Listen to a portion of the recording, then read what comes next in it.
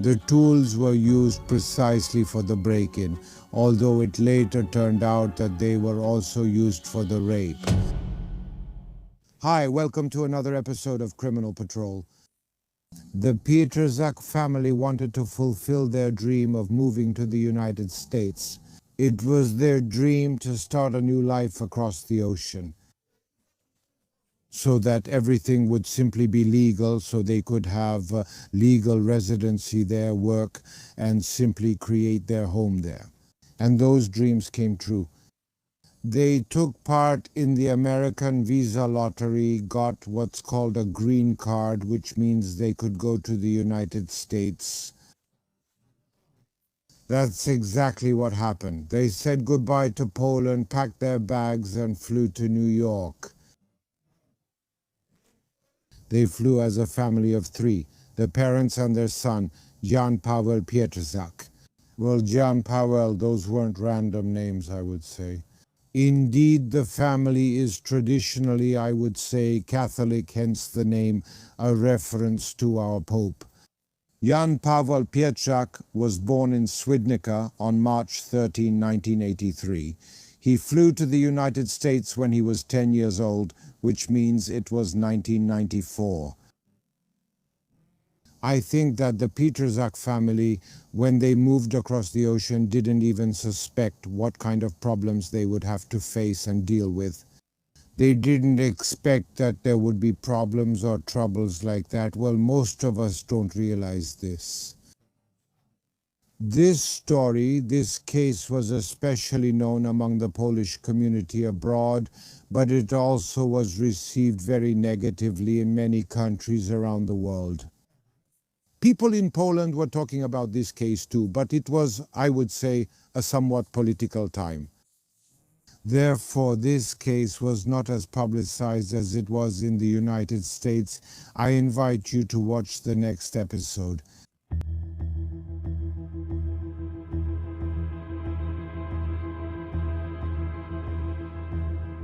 A few years pass and it's already the year 2001. Jan Paweł is 17 years old at that time. Everything has been going quite well so far. His parents are working, Jan Paweł is studying. And do you all remember those scenes from September 11, 2001? Something that probably shocked everyone, the whole world, was the terrorist attack on New York. First, those two planes that hit the WTC towers. We all have that image in our minds, of course. Unbelievable that such an attack happened. And later it was unbelievable how those two towers folded like a house of cards and collapsed. But there were more planes too. A third plane hit the Pentagon. The fourth one was supposed to hit the Capitol, but then a fight broke out between the terrorists and the passengers. In the end, that plane didn't reach the Capitol. It didn't hit it, it crashed before reaching it. As a result of these attacks, about 3,000 people died, including 6 Poles. Jan Paweł watched all of this on TV, and we know that he made the decision that he wanted to fight terrorists, that he wanted to join the army. And if he was going to join the military, then of course it would be the Marines. And that's exactly what happened. He's 19 years old, he's in the military, he's serving. He's going on a mission to Iraq. He's there for half a year. After half a year, he returns to the United States. And then he starts working in a military unit.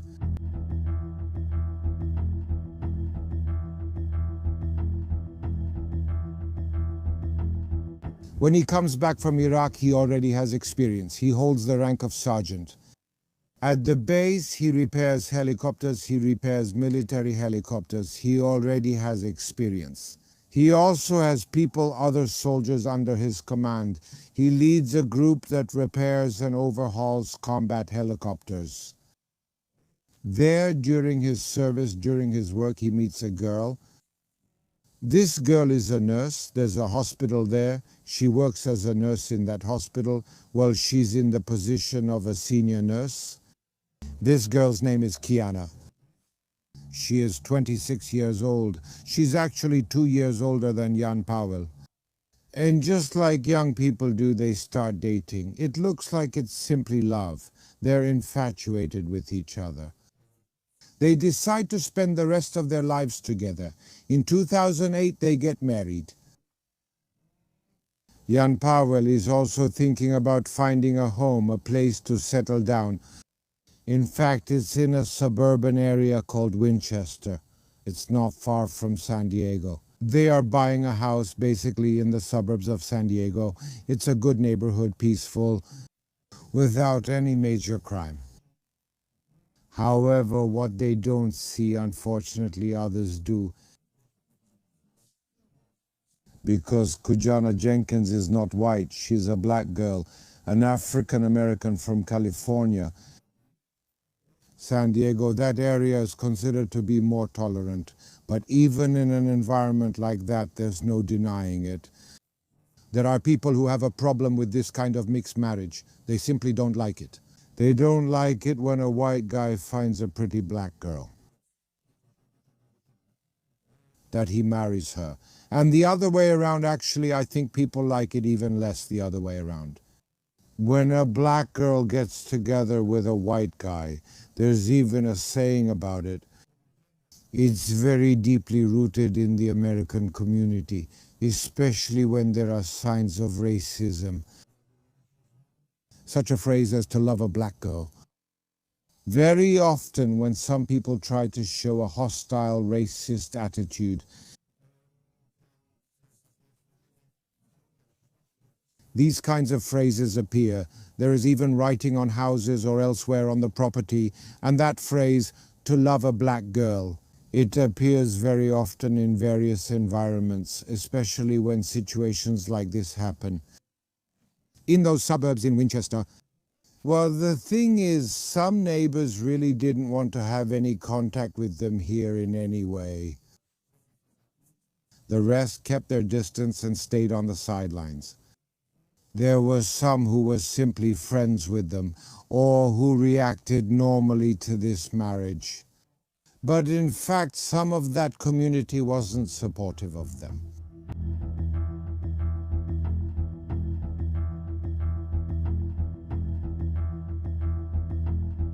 So they move into that house sometime in August 2008, in October. These are basically the last weeks of Obama's campaign for President of the United States. Well, in those polls, Obama is leading. It looks like he will be the first African American in the history of the United States to become president. So obviously this situation is tense. A lot of people are talking about it and discussing it. It's October. This is October 2008. The campaign is underway. On October 15th, Jan Paweł doesn't report to his unit. His superiors start to wonder what's going on. They know that he's married to a nurse from the same base. They look for her. It turns out that Quiana also didn't show up for work. No one knows what happened. And Jan didn't come. And Quiana also didn't come to work on October 15th. The supervisors call the neighbors. The neighbors don't know either, but they notify the police. The police arrive at the scene very quickly. When the police officers talked about it, they drove up and opened the door. The door was open. There was a dead silence. That dead silence was a sign that a tragedy had happened in the house. What they saw really exceeded even their expectations. There was blood all over the house. That blood was literally everywhere. All the things and objects were thrown around. Closets and shelves were on the floor. It was as if those who entered the house were looking for something. But the most tragic thing was this. In the living room, on the floor, lay the bodies of Jan Paweł and Quiana. Both of them were dead. Those bodies were bloody and battered. It looked horrific. Quiana was lying on the ground and Jan was lying partially on her body. The head was resting on her legs. It was immediately clear that both of them were in the house. They had been shot. The bodies were taken for autopsy. The autopsy began. If I can use such a word, the truth was even more terrifying. because both of them were tortured. They were beaten, they were kicked. And Quiana was also raped multiple times. The people who did this must have been some kind of psychopaths, people without a heart, because they raped her. Also, with the use of various tools, it looked like they were things like a crowbar, maybe some screwdrivers. The tools they used to break into the house for the people who lived in the area. I said it was a quiet neighborhood. It was a shock, because such brutality is rarely ever seen. Initially, it was assumed that it was a robbery, but everyone wondered if the thieves came at night, they must have realized the homeowners would be there. So did they come mainly to kill?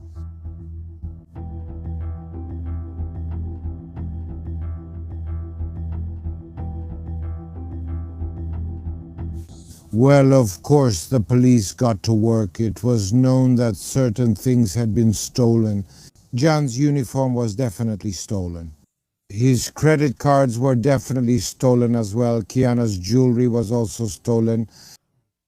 However, the question remained whether these things were stolen to cover up the real motives of the perpetrators.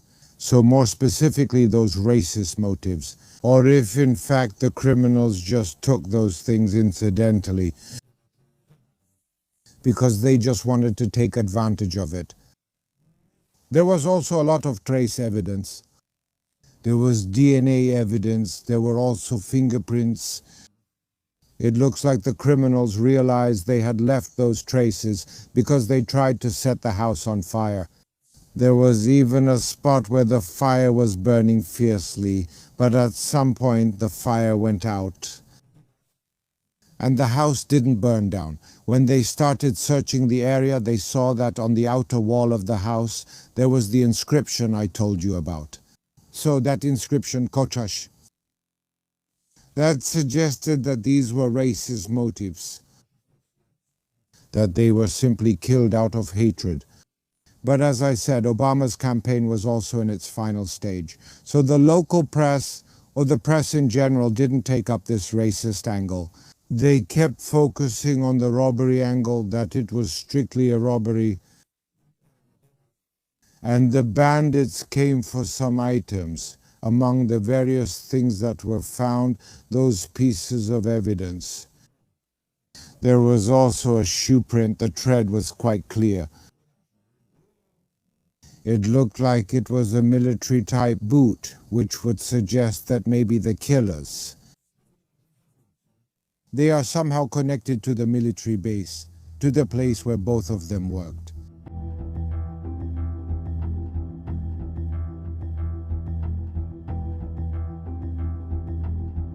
The police also reviewed the surveillance footage. It was the cameras installed on those houses. Most of those houses have that kind of security system. And they saw that different kinds of cars appeared there at night, especially one. And that car could also have been an important piece of evidence in this whole case. This is an investigation conducted by police officers from San Diego. Police officers from California. They had two such leads.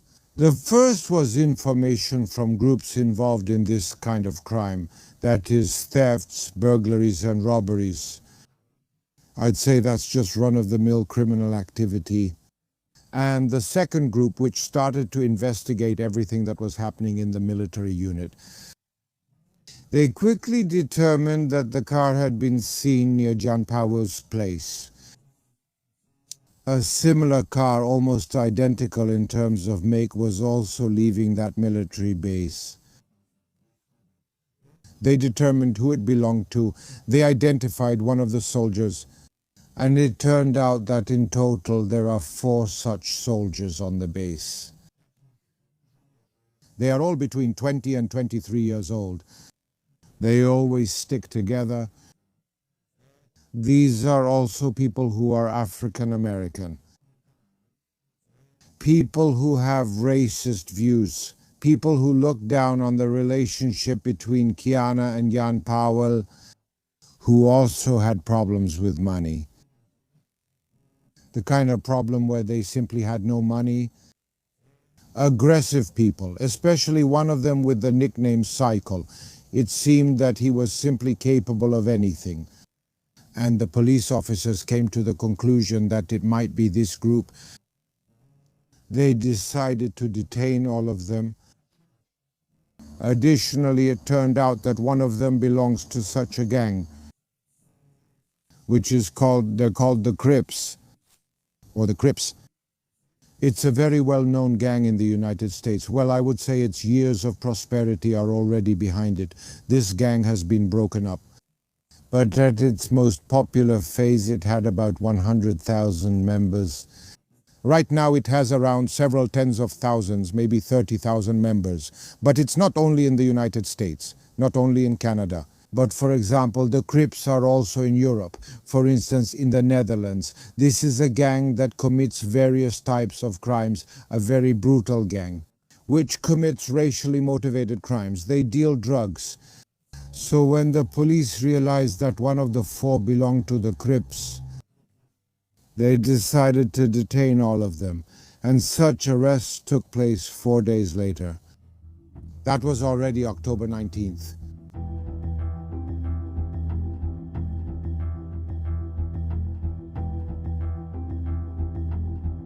Well, the arrest and the decision to search their homes was a bullseye.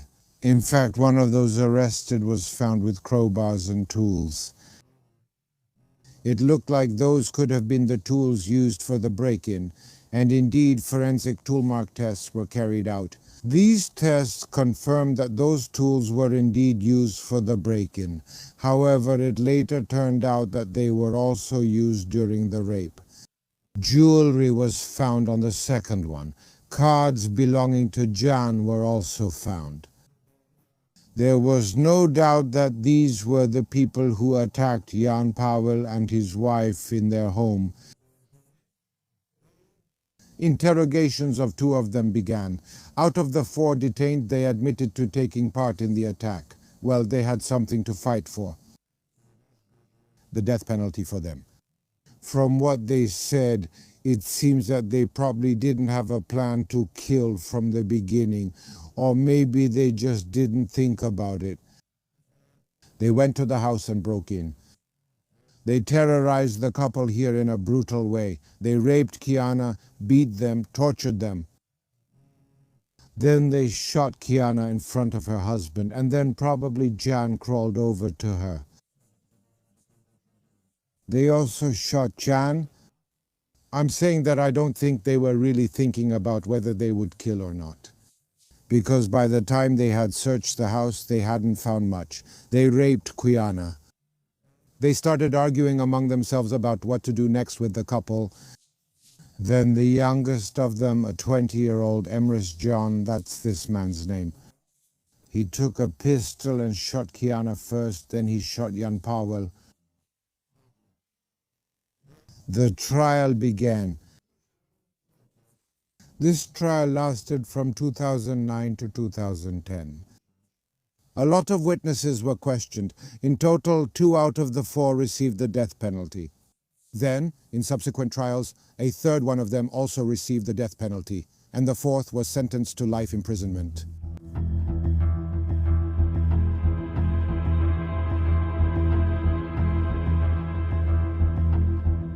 As I told you, the racist aspect was not really brought up. It was only after Obama was elected president that the press, especially the local press, started writing about the racist angle.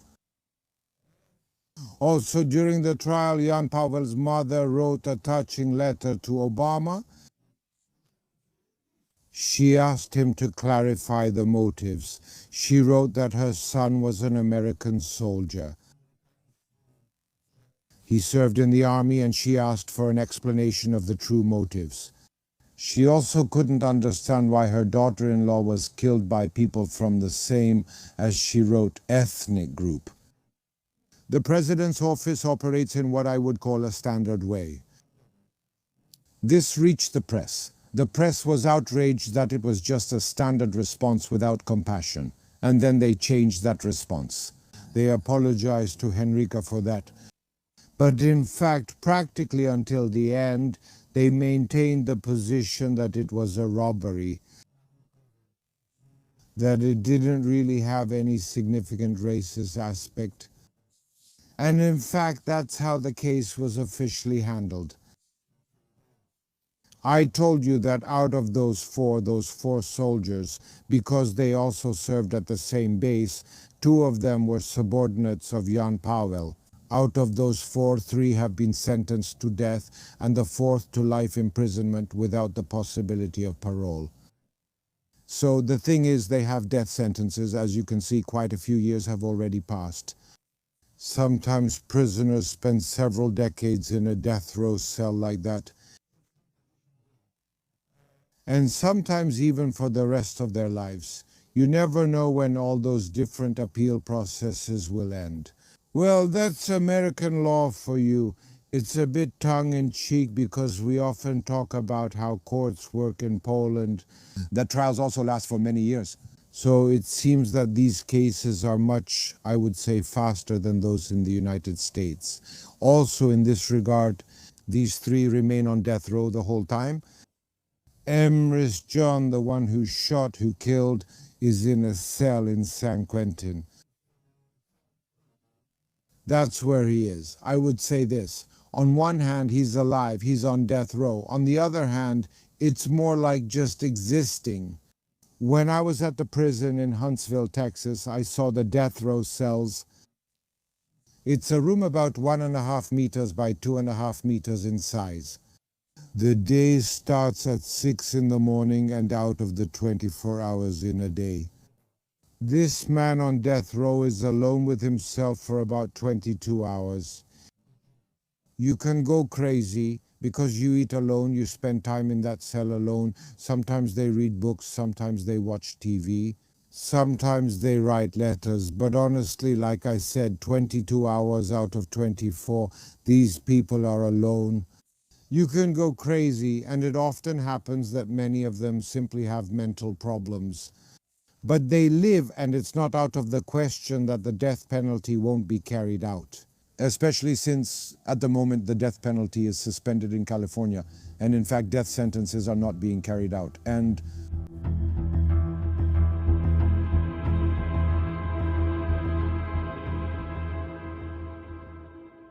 during the trial, that man I told you about, it seems he was some kind of psychopath. During the court hearing, he took off that orange jumpsuit and started urinating in the courtroom. That was supposed to be contempt for the whole trial for the court. Of course, the guards rushed at him, but all of this, those images, also went out into the world. That also sparked a discussion, gave rise to a debate about the condition of the American army. Especially after the war in Afghanistan, especially after the war in Iraq, people started saying that the army is accepting individuals with criminal backgrounds, unpredictable people, people who have mental health issues. So there was also a lot said and discussed about this, especially after the murder of Jan Paweł. It's as if the army drew conclusions from this because they realized that such people are simply present in the army. These are things, I think, all that happened in the States. Probably, as I said at the beginning, the Pietrzak family didn't take any of this into account at all. Going there and dreaming of spending the rest of their life in America. A huge tragedy for the whole family, for Jan, for his wife, and that's it for today's episode.